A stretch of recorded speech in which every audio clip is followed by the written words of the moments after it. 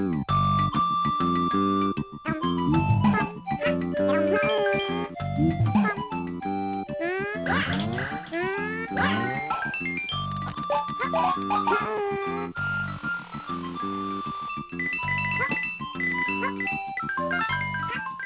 to Gamespot Live. I'm Greg Kasavin here to tell you all about Yoshi's Island Super Mario Advance 3 for the Game Boy Advance.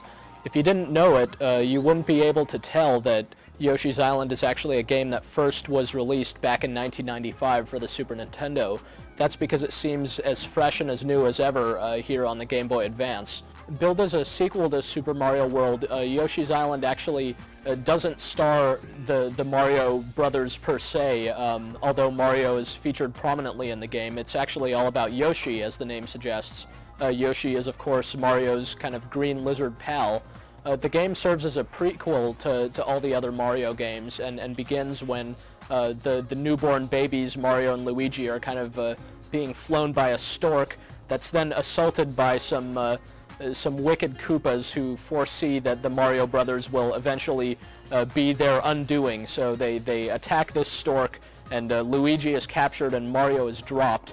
And miraculously, he lands on Yoshi's back on the middle of Yoshi's Island, and it's actually this big lizard tribe of all these multicolored lizards, and they take it upon themselves to reunite the brothers and give the Koopas a good old black eye for good measure. So thus begins your quest through 6 worlds and 8 different stages in each world.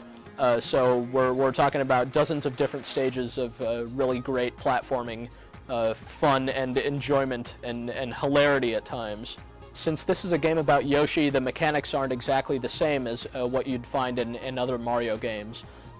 Like Yoshi from Super Mario World, this guy can still jump and stomp on foes, and he can also lash out with his tongue, either forwards or upwards, to first snatch and then swallow or spit out his foes. When he swallows his foes, Yoshi's enemies turn into little eggs that follow behind him, and Yoshi can then use these eggs as thrown projectiles that he can throw in any direction. Actually, one of the cool little mechanics in the game is you can deflect eggs off of walls as though you were kind of going for a bank shot in billiards, so you'll sometimes have to chuck eggs around corners and take little good shots like that. Of course, what's probably most important in Yoshi's Island is precision jumping. Yoshi can run nice and fast and jump pretty far, and if you press and hold the jump button, you'll see him kind of struggle in the air to gain a little more altitude, which lets you reach further heights but also gives you some room for error when you make your jumps. Actually, as a platformer, Yoshi's Island is pretty forgiving. Not only can you use this kind of hover maneuver to land jumps more easily, but when you get hit, you'll notice that you don't die instantly like you do in other games. Actually, Yoshi is almost invincible. He's only vulnerable to things like falling into bottomless pits and falling onto spikes. When he does get hit, he gets stunned for a second, and Mario, who's riding on his back, goes flying off and starts bawling like a little baby, since he is a baby, and you need to get him back before a countdown counts down to 0, at which point a bunch of Koopas will swoop in and take him away from you, and you'll lose a life. This leads to some tension-filled situations, since you'll be taking a lot of hits and constantly trying to recover Mario, but you'll find that you really don't die often from this happening. It's just really an excuse for the designers to make the game a little bit easier than some other platformers, but also to fill each stage with lots and lots of hazards to get past. It's really quite a nice balance. But though the responsive mechanics of Yoshi's Island are really good, it's the level design seen throughout the game that's definitely the best thing about it. The game has this really amazing storybook look to it. All the backgrounds look like they're drawn using crayons or chalk, and it's just this really nice effect. They're colorful and imaginative, and almost every stage in the game looks different. There's just lots and lots of variety. You'll never quite see the same thing twice. All the levels have a different kind of feel to them, and in an age when most platformers are 3D these days, it's amazing to look back at a 2D platformer like this and see just how much variety can be squeezed out of this kind of format. There are a lot of surprises along the way. Lest you think everything is all cutesy and just kind of silly, there's just a lot of good, weird stuff that young and older gamers alike should really appreciate.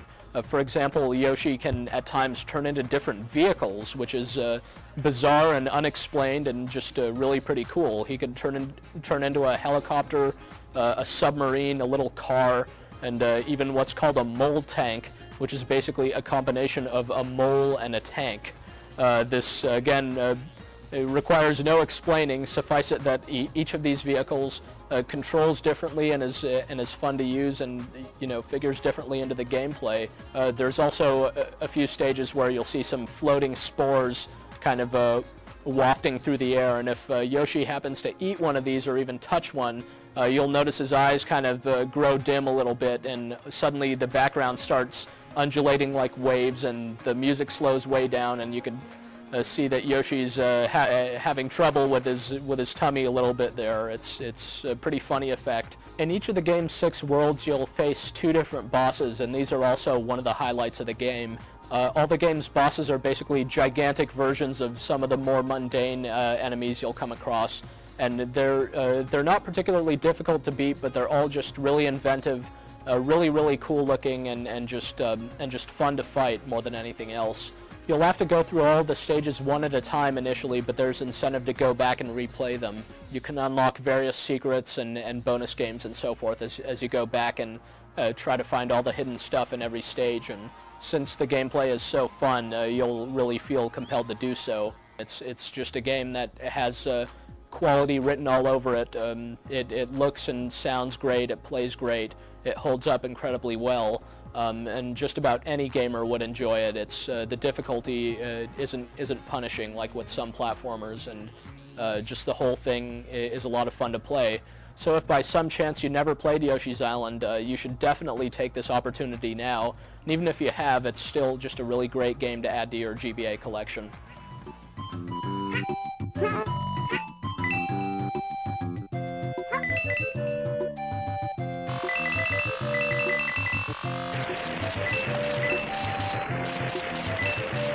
Wow!